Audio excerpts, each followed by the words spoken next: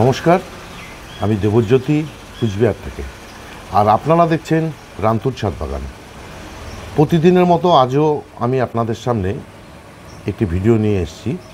সেই ভিডিওর বিষয় হচ্ছে যে সমস্ত নতুন বাগানিরা তো মাত্র বাগান করতে শুরু করেছেন তাদের জন্যই আজকের এই ভিডিওটি। সেটা হচ্ছে আমরা যখন গাছ বসাই, নতুন গাছ যখন নিয়ে আসার পর আমরা যে মিডিয়াতে গাছ বসাই সেটা সম্বন্ধে বলবো, এবং গাছ বসানোর পর আমরা কি কি খাবার দেব, কি কি ওষুধ দেব, কি কি করতে হবে, মানে পরিচর্যা কি কি করতে হবে সেই নিয়েই আজকের এই ভিডিও। প্রথমে বলে রাখি আমরা সয়েল মিডিয়া কিভাবে তৈরি করব। সয়েল মিডিয়া তৈরি করব যে কোনো গাছের জন্য। উপযুক্ত সয়েল হচ্ছে আপনারা 50 ভাগ নিয়ে নেবেন সাধারণ মাটি বাগানের, 30 ভাগ নিয়ে নেবেন কম্পোস্ট, সেখানে আপনারা ভার্মি কম্পোস্ট নিতে পারেন, পাতা পচা সার নিতে পারেন এবং পুরনো গোবর সার নিতে পারেন, এবং 20% নিয়ে নেবেন বিল্ডিং তৈরির বালি এবং সঙ্গে 1 মুঠো নিমখোল। এই দিয়েই আপনারা মাটি তৈরি করবেন। যে কোনো গাছ বসাতে পারবেন, শুধু খালি বসাবেন না আম গাছ, ফলের গাছের ক্ষেত্রে আম গাছকে এই মাটিতে বসাবেন না।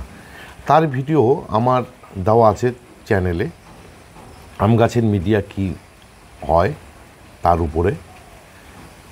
যেহেতু আজকে নতুন বাগানিদের জন্য ফুল ফল গাছের জন্য কি মাটি ব্যবহার করতে হবে সেটা বললাম। এবার আপনাদেরকে বলবো যে এই যে গাছ বসানোর পর আমরা কি করব। গাছ বসানোর পর যেটা করতে হয়, অনেকেই জৈবভাবে বাগান করে, অনেকে জৈব এবং রাসায়নিক দুটোকেই মিশ্রি করে বাগান তৈরি করে। আমি আমার বাগানের ক্ষেত্রে যেটা করি সেটাই আপনাদের সামনে তুলে ধরব। আমি আমার বাগানের ক্ষেত্রে জৈবর পাশাপাশি আমি কিন্তু রাসায়নিক খাবার দাবার বলুন সবই ব্যবহার করি। সেখানে আমি ব্যবহার করি রাসায়নিক খাবারটিকে স্প্রে হিসেবে। এবার শুরু করি। এই যে গাছ বসানোর পর প্রথম আমরা কি করব। গাছ বসানোর পর যখনই দেখবেন আপনাদের গাছে নতুন নতুন শাখা বা নতুন পাতা আসতে শুরু করেছে, তখন আপনাদেরকে বুঝতে হবে বা ধরে নিতে হবে যে আপনাদের গাছ টবের সাথে সেট হয়ে গেছে। এবার আপনাদেরকে সে সময় একটি খাবার দিতে হবে। সেই খাবারটি হচ্ছে এই যে দেখুন 12-61-0। এই 12-61-0 যদি ছোট গাছ হয় সেখানে আপনারা 1 লিটার জলে 1 গ্রাম মিশে গাছগুলোতে স্প্রে করবেন সপ্তাহে 1 দিন। এটা দিয়ে দিলেন। দিয়ে দেওয়ার পাশাপাশি আপনারা দিয়ে দেবেন হিউমিক অ্যাসিড 1 লিটার জলে 1 গ্রাম মিশিয়ে আপনারা টবের মাটিতে দিয়ে দেবেন। টবের মাটিতে কখন দেবেন? প্রথম যেদিন বসালেন, বসানোর পর গাছ মানে টব ভর্তি করে জল দেওয়ার পর সেই জল যখন শুকিয়ে আসবে তখন কিন্তু আপনাদের যে জলটি দিতে হবে সেটা হচ্ছে এই হিউমিক অ্যাসিড মিশ্রিত জল। সঙ্গে যদি এই যে র্যাডোমিল গোল্ড সেই 1 লিটার জলের সঙ্গে যদি 2 গ্রাম মিশিয়ে দিয়ে দিতে পারেন তাহলে কিন্তু আরও বেশি ভালো হবে গাছের ক্ষেত্রে। এই যে 12-61-0 এটা চলবে ঠিক 1 মাস। 1 মাস চলার পর গাছগুলোতে দিতে হবে আরেকটি খাবার, সেটা আসছি এরপরে। এবার বলে রাখি এই যে 12-61-0 কেন দেবেন। 12-61-0 দিতে হবে এই কারণেই, এখানে নাইট্রোজেনের পরিমাণ আছে 12 ভাগ এবং ফসফরাসের ভাগ রয়েছে 61 ভাগ, পটাশিয়ামের কোনো ভাগ নেই। তার জন্যই শেকড়কে ডেভেলপমেন্ট করতে গেলে, শেকড়কে ভালো রাখতে গেলে আমাদেরকে দিতে হবে এই 12-61-0 এবং হিউমিক অ্যাসিড। এবং শেকড়ের মধ্যে যেন ফাঙ্গাস না লাগে তার জন্য হচ্ছে র্যাডোমিল। এটা হলো প্রথম পর্ব। দ্বিতীয় পর্বে যদি বর্ষাকাল হয়, যেহেতু আমরা গাছগুলোকে বিশেষ করে বর্ষার মধ্যেই যেহেতু গাছগুলোকে আমরা বসাই, তার জন্য আপনাদেরকে দিতে হবে আরেকটি খাবার, সেটা হচ্ছে ব্যালেন্স এমপিকে। এই ব্যালেন্স এমপিকে দু ধরনের হয়, একটি হচ্ছে 19-19-19, আরেকটি হচ্ছে 20-20-20। এই যে দুটির মধ্যে যে কোনো একটি আপনারা 1 লিটার জলে 2 গ্রাম মিশিয়ে মাসে 2 বার স্প্রে করবেন। তাহলে গাছ ভরপুর মাত্রায় খাবার পেয়ে যাবে। এছাড়া যদি ওয়েদার ভালো থাকে, যদি শীতের দিকটাতে হয় বা গরমের ঠিক আগে হয়, মানে ফেব্রুয়ারি মার্চ মাসে হয়, সে সময় আপনারা গাছগুলোতে আরেকটি খাবার দিয়ে দিতে পারেন, সেটা হচ্ছে জৈব মিক্স খাবার। এই জৈব মিক্স খাবার যদি গাছে, বিশেষ করে ফুলের গাছের ক্ষেত্রে 1 টেবিল চামচ করে প্রতি টবে যদি দিয়ে দিতে পারেন মাসে 1 বার করে, তাহলে কিন্তু গাছ খুব সুন্দরভাবে বেড়ে উঠবে। এই ছিল এই খাবার দাবারের প্রশ্ন। 3টি খাবার, একটি হচ্ছে 12-61-0, একটি ব্যালেন্স এমপিকে, আর একটি হচ্ছে জৈব খাবার।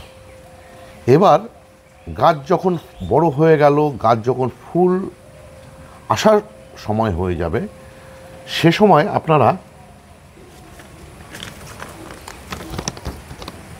0050 এটাকে ব্যবহার করতে পারেন, অথবা 05234 বলে আরেকটি এমপিকে রয়েছে, সেটা 1 লিটার জলে 2 গ্রাম মিশিয়ে মাসে 2 বার করে স্প্রে করবেন। 0050 বা 05234 যদি গাছ পেয়ে যায়, গাছে কিন্তু ফুল আসার সময় হলে সে ফুল দিতে বাধ্য থাকবে। এই 3-4টি খাবার যদি, মানে রাসায়নিক হিসাবে 12-61-0 প্রথমে, তারপর ব্যালেন্স এমপিকে, তারপর 0050, এই 3টিকে ব্যবহার করবেন। আর যদি জৈবভাবে করতে চান বা জৈব রাসায়নিক দুটোকে যদি মিক্স করে দিতে চান, তাহলে মাসে 1 বার করে আপনারা এই যে জৈব মিক্স খাবার, এটাকে দিয়ে দেবেন। এসব গেল হচ্ছে সব ম্যাক্রোনিউট্রেন। গাছে ম্যাক্রোনিউট্রনের পাশাপাশি মাইক্রোনিউট্রনের কিন্তু দরকার পড়ে, যার মধ্যে থাকে হচ্ছে 8টি উপাদান। যে 8টি উপাদান পরিমাণে লাগে কম, কিন্তু গাছকে দিতে হয়। আপনারা সবাই জানেন গাছের যে 17টি পুষ্টিমৌল লাগে, তার মধ্যে 3টি পুষ্টিমৌল বাতাস থেকে পেয়ে যায়, কার্বন, অক্সিজেন এবং হাইড্রোজেন। বাদবাকি যে 14টি পুষ্টিমৌল, তার মধ্যে 3টি হচ্ছে মেনলি নাইট্রোজেন, ফসফরাস এবং পটাশিয়াম। বাকি 3টি হচ্ছে ক্যালসিয়াম, ম্যাগনেসিয়াম এবং সালফেট। এছাড়া ম্যাঙ্গানিজ বলুন, কপার বলুন, জিঙ্ক বলুন, বোরন বলুন, এসব কিন্তু গাছকে দিতে হয়। তার জন্য দিতে হয় আমাদেরকে মাইক্রোনিউট্রেন। এই যে দেখুন, মোমোমিন, অ্যাগ্রোমিন গোল্ড, এবং ফল গাছের ক্ষেত্রে সবথেকে ভালো বায়োভিটা এক্স। এই 3টি খাবার, মানে এই 3টি মাইক্রোনিউট্রেন যদি আপনারা গাছের জন্য আপনাদের স্টকে রেখে দিতে পারেন, তাহলে কিন্তু গাছ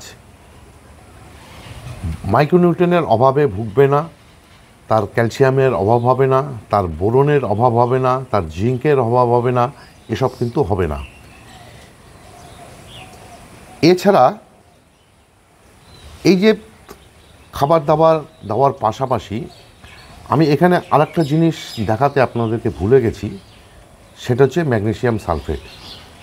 গাছে কিন্তু ম্যাগনেসিয়াম সালফেট প্রতি মাসে অন্তত 2 বার করে দিয়ে দিতে হয়। সেটা আপনারা টবের মাটিতেও দিয়ে দিতে পারবেন বা গাছে স্প্রে করেও দিতে পারবেন। এই যে আপনাদেরকে আমি এই যে অনুখাদ্য, মানে মাইক্রোনিউট্রিয়েন্টগুলো দেখালাম, এই মাইক্রোনিউট্রিয়েন্টগুলো যদি আপনারা জৈবভাবে দিতে চান, তাহলে কিন্তু আপনাদের জন্য আরেকটি খুব ভালো খাবার জিয়ার দানা।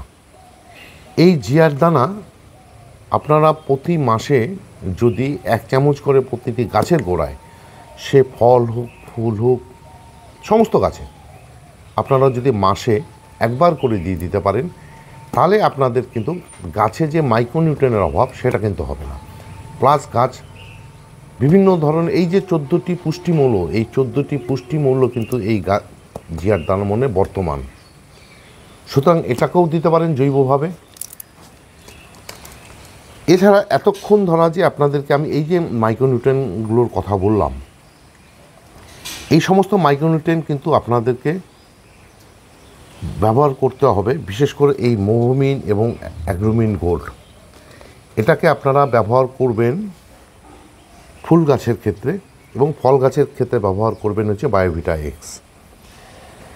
এসব ব্যবহার করার ক্ষেত্রে ফুল আসার আগে আপনাদেরকে ব্যবহার করতেই হবে, ফুল চলে এলে ব্যবহার করতে হবে, এবং ফল গাছের ক্ষেত্রে বায়োভিটা এক্স ঠিক তেমনই ফুল আসার আগে আপনাদেরকে ব্যবহার করতে হবে। ফুলে যখন ফুটে যাবে, মানে গুটি ধরতে শুরু করবে, সে সময় আপনাদেরকে ব্যবহার করতে হবে, এবং ফল যখন বড় হতে থাকবে তখন আপনাদের কিন্তু এই যে বায়োভিটা এক্স এটা কিন্তু আপনাদেরকে ব্যবহার করে যেতে হবে। ঠিক এই যে পরিচর্যাগুলো, এই পরিচর্যাগুলো যদি আপনারা আপনাদের গাছের ক্ষেত্রে করতে পারেন, আমি কথা দিচ্ছি আপনাদের গাছ হবে সেরার সেরা। এবার আসি রোগ পোকা নিয়ে। রোগ পোকা দূর করতে গেলে আমরা সাধারণত ফাঙ্গিসাইড এবং কীটনাশক ব্যবহার করি। ফাঙ্গিসাইড হিসাবে আপনাদেরকে আমি দুটো ফাঙ্গিসাইড সহ আরেকটি ফাঙ্গিসাইডের কথা বলবো, সেটা হচ্ছে ব্লাইটক্স কপার অক্সিক্লোরাইড যুক্ত যে ফাঙ্গিসাইড, সেটা আমার কাছে শেষ হয়ে গেছে, সেটা আপনাদেরকে দেখাতে পারছি না। এছাড়া আপনাদেরকে ব্যবহার করতে হবে এই র্যাডোমিল গোল্ড এবং এই যে অ্যামিস্টার টপ। এই তিনটি ফাঙ্গিসাইড যদি আপনারা ব্যবহার করেন, সেখানে বলবো আপনাদের গাছে কিন্তু কোনো রকম ফাঙ্গাস জনিত কারণে গাছের কোনো সমস্যা হবে না। এবং এই ফাঙ্গিসাইড ব্যবহার করার ক্ষেত্রে আমি বলবো আপনারা একমাত্র বর্ষার সময় এই ফাঙ্গিসাইডগুলো ব্যবহার করবেন। অন্য সময় আপনাদের ফাঙ্গিসাইড খুব একটা ব্যবহার করতে হবে না, মাসে একবার করে দিয়ে যাবেন, তাহলেই কিন্তু গাছ ফাঙ্গাস মুক্ত থাকবে। তবে বর্ষাতে আপনাদেরকে অন্তত মাসে দুবার ব্যবহার করতে হবে, বা 10 দিনে একবার ব্যবহার করতে পারেন।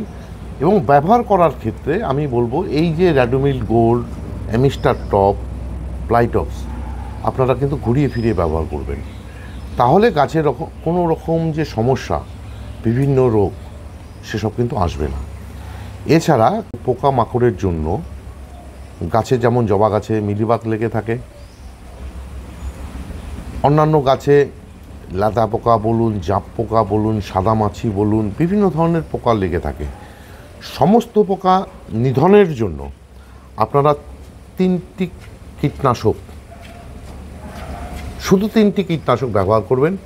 এই যে জৈব একটি কীটনাশক কাকা, এটা হচ্ছে 1 লিটার জলে 2 ml ব্যবহার করতে হয়। পরে একটি রাসায়নিক কীটনাশক কনফিডার ইমিডাক্লোপিড গ্রুপের 1 লিটার জলে 1 ml ব্যবহার করতে হয়। এই যে আরেকটি কীটনাশক প্রোফেক্স সুপার, এটা হচ্ছে এমনই একটি কীটনাশক যা লেদা পোকা বলুন, লেবু গাছের লিপ মাইনার বলুন, আম গাছের ম্যাঙ্গো ইভিল বলুন, সমস্ত পোকাকে কিন্তু এ দমন করতে পারে। সুতরাং বাগানের জন্য এই 3টি কীটনাশক যদি আপনারা রেখে দিতে পারেন, আপনাদেরকে আর কোনো রকম কীটনাশক রাখতে হবে না। এই যে খাবার দাবার বলুন, কীটনাশক বলুন, ফাঙ্গিসাইড বলুন, মাইক্রোনিউট্রিয়েন্ট বলুন, এসবের পাশাপাশি কিন্তু আরও কিছু ব্যবহার করতে হয়, সেসবে না যাওয়াই ভালো। শুধুমাত্র এই সমস্ত কয়টি জিনিস যদি আপনারা আপনাদের গাছে ব্যবহার করতে পারেন ঘুরিয়ে ফিরিয়ে, তাহলেই কিন্তু আপনাদের গাছ হয়ে উঠবে সেরার সেরা। কোনো রকম সমস্যা হবে না, কোনো রকম গাছে ক্ষতি হবে না। এই ছিল আজকের ভিডিও। নতুন, বিশেষ করে একদম নতুন বাগানীদের জন্য একটি গাছ শুরুর থেকে একদম ফল ফুল হওয়া পর্যন্ত আমরা কি পরিচর্যা করব এবং পরিচর্যা করতে গিয়ে কি কি জিনিসের দরকার সেটাই আমি আপনাদের সামনে তুলে ধরলাম। এছাড়া সর্ষের খোল জল, বাদাম খোল জল তো রয়েছেই। সর্ষের খোল জল, বাদাম খোল জল আপনারা একমাত্র জানুয়ারি মাসের পর থেকে গাছগুলোতে ব্যবহার করবেন, এপ্রিল মাসে বন্ধ করে দেবেন। ঠিক আবার অক্টোবর নভেম্বর মাসে কিন্তু সর্ষের খোল জল বলুন, বাদাম খোল জল বলুন, এসব ব্যবহার করবেন। তাহলে গাছের কিন্তু গ্রোথ অনেকটাই বেড়ে যাবে, অনেক সুন্দর হবে। আজকের ভিডিওটি যদি আপনাদের ভালো লেগে থাকে তাহলে একটি লাইক দেবেন, কমেন্ট করবেন এবং আপনাদের আত্মীয় পরিজন, বন্ধুবান্ধবের সঙ্গে শেয়ার করবেন। এবং চ্যানেলটি যদি আপনাদের সাবস্ক্রাইব করা না থাকে তাহলে চ্যানেলটি সাবস্ক্রাইব করে নেবেন, কেননা প্রতিদিন দুপুর 2টোয় আমার এই চ্যানেলে কোনো না কোনো ভিডিও চলেই আসে। সেই সমস্ত ভিডিও দেখতে হলে বা পেতে চাইলে আমার এই চ্যানেলটিকে সাবস্ক্রাইব করে নিতে হবে। সবাইকে অশেষ অশেষ ধন্যবাদ এবং শুভেচ্ছা জানিয়ে আজকের এই ভিডিও শেষ করছি। সবাই ভালো থাকবেন, সুস্থ থাকবেন, সবুজের সাথে থাকবেন। ধন্যবাদ।